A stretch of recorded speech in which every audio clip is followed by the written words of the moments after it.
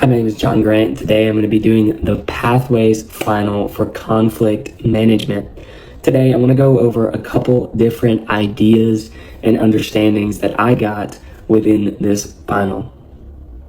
First thing I want to go over is I want to go over a couple different sections. I want to go over section number 3, understanding the nature of conflict.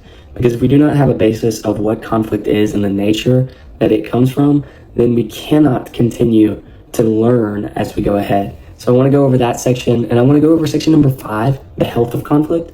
I think this is something we don't talk about enough, that conflict is actually really healthy for you, and that you will build a better relationship with people when you have consistent conflict that you solve. We need to make sure that that is the crux of it. You've got to solve it. And then the final section that I want to go over is section number 9, the pastor practical tips. I want to get real practical with this section and finish out the final with some steps for you to go on. So let's hop into it. First section, let's go over section number 3.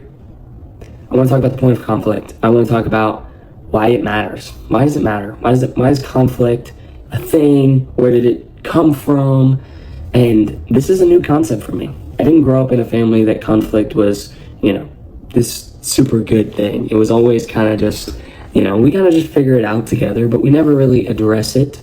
And so this is a new concept for me, but we've got to be able to get past it. See, conflict is not just one of those things that, we get mad at the other person, but it blocks you from having a relationship with the Lord. Scripture says that if you have a quarrel with somebody, to lay your sacrifice at the altar, go, make it right, and come back to your place of worship. And so conflict cannot just stay in the air. So the nature of it is, it's not a bad thing. It's not a bad thing, but when left unsolved, it can be, because it can block you from being able to commune with God. It can block you from the joy that you can feel, and it makes you just get really angry for no reason. And so we cannot just let conflict hang around. It is not healthy in that sense. But next, I want to talk about the healthy part of conflict. Now, this is what I couldn't, picture back in the day, back when I did not like conflict. I didn't want anything to do with it. But what conflict is good for is, 1, it gets us humble. It gets us really, if I'm wrong in this conflict, I've got to ask for forgiveness, I've got to apologize, I've got to get humble, or else we can't get past it. But also, if I'm in the right and the other person is in the wrong, then it gives me an opportunity to present grace. That same grace that Jesus presents to us, the same mercy that he gives to us, we now get to bestow to someone else. And what it really does is, if I have a conflict with somebody and I go to them and I get rid of it, we wrestle it out together, what really ends up happening is I begin to trust that person more.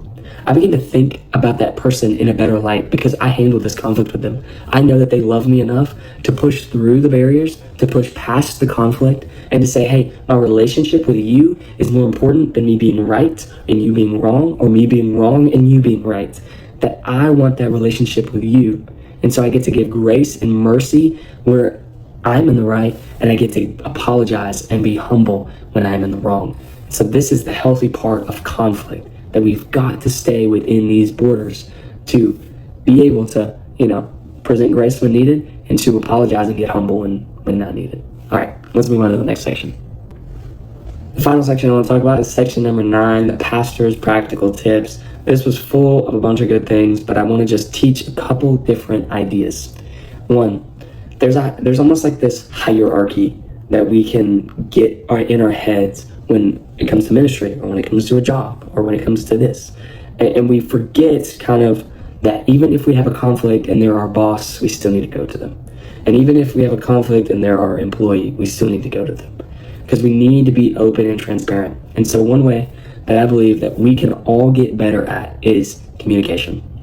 Communicating is the best way to not only handle conflict, but also to avoid it. See, if I'm in constant communication with you, then I will love you more and more and more. And that when you do something that makes me upset, not only will I come to you because I'm upset and I know that I can trust you and I can talk to you, but also I have grace for you.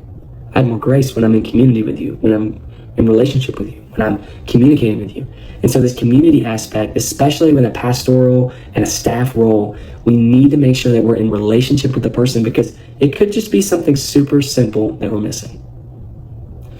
But that was my Pathways Final for conflict management. I hope you enjoyed it. I hope you learned something new. And most importantly, I hope that it sparked wonder and awe. See you.